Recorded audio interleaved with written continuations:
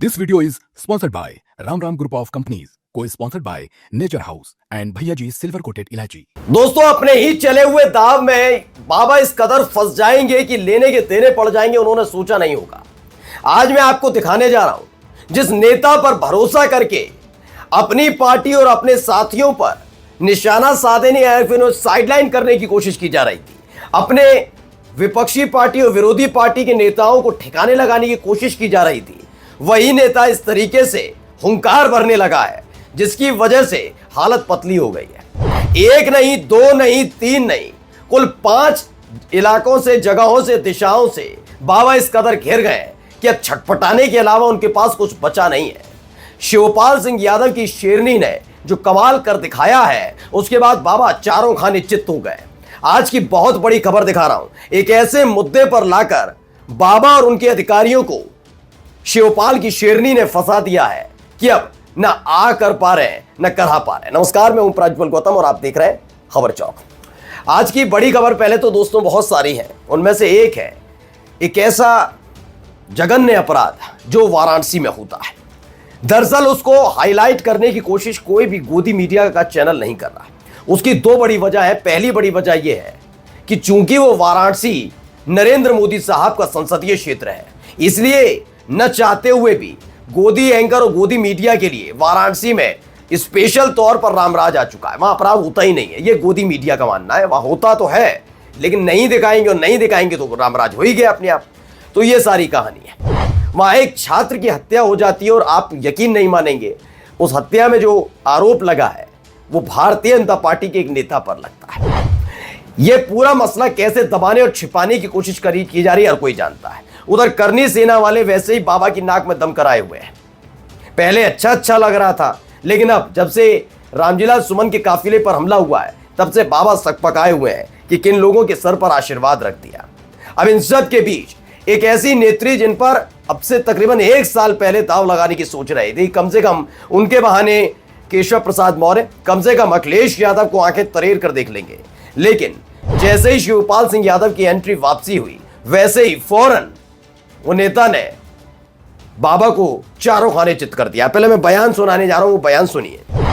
साफ साफ बोली ना, गाली दी गई है हमको, भद्दी भद्दी जाति सूचक गालियां दी गई हैं, माँ बहन की गालियां दी गई हैं। मैंने दिन रात की मेहनत करने के बाद ये डिग्री डॉक्टरेट की हासिल की है, और जब समाज के लिए न्याय मांगने के लिए हम उतरते हैं वहाँ पर, तो तपती धूप में एक जनप्रतिनिधि को 3 घंटा खड़ा रखा जाता है, और उसके बाद वहाँ पर जब हमने जवाब मांगा है तो हमको जाति सूचक गालियाँ दी गई हैं, माँ बहन की गालियाँ दी गई हैं। ये मेरा स्तर नहीं है, और आपके माध्यम से जो उत्तर प्रदेश के सूबे का सबसे बड़ा पुलिस का अधिकारी है डीजीपी, मैं वो तमाम गालियाँ आपके माध्यम से उनको वापस करती हूँ। और इसलिए वापस कर रही हूँ क्योंकि दिन दहाड़े एक ओबीसी समाज के लड़के को मार दिया जाता है और उसका गुनहगार अभी भी खुला घूम रहा है। उसको पकड़ने की हैसियत उनकी नहीं है, लेकिन अपनी छाती पर कम से कम इन गालियों का तमगा लगा करके वो अपने आप को गौरवान्वित महसूस कर सकते हैं। दोस्तों, ये पल्लवी पटेल हैं, आप जानते होंगे, अपना दल कमेरावादी की नेता हैं। पल्लवी पटेल का यहाँ होना और ये बयान देना अपने आप में बहुत चौंका देने वाला, खासतौर पर बाबा के लिए होगा।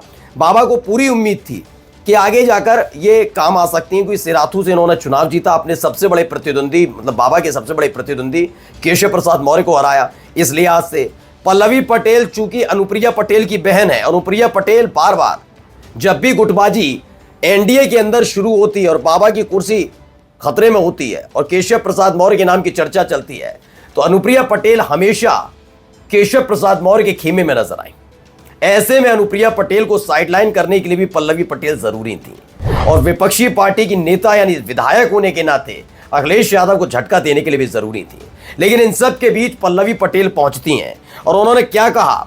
उन्होंने कहा कि मैं एक चुनी हुई जनता की प्रतिनिधि हूं, वहां पुलिस मुझे जाति सूचक शब्दों का इस्तेमाल करती है, गालियां देती है।